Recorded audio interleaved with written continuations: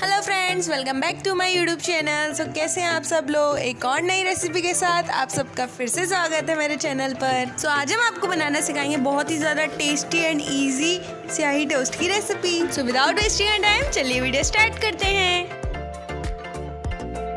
तो स्याही टोस्ट बनाने के लिए सबसे पहले हम चाशनी बनाएंगे। तो उसके लिए मैंने आधा ग्लास पानी लिया है और उस पानी में 4 बड़े चम्मच शक्कर डाल देंगे। अब हम उसको 10 मिनट तक उबालेंगे।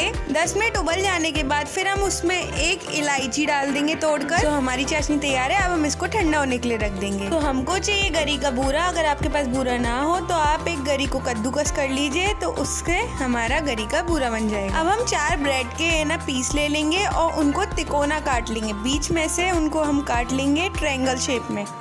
तो वीडियो में आगे बढ़ने से पहले अगर आप हमारे चैनल पे नए आए हैं तो हमारे चैनल को जरूर सब्सक्राइब कीजिए and press the bell icon, जिससे कि आने वाली कोई वीडियो आपसे मिस ना हो जाए।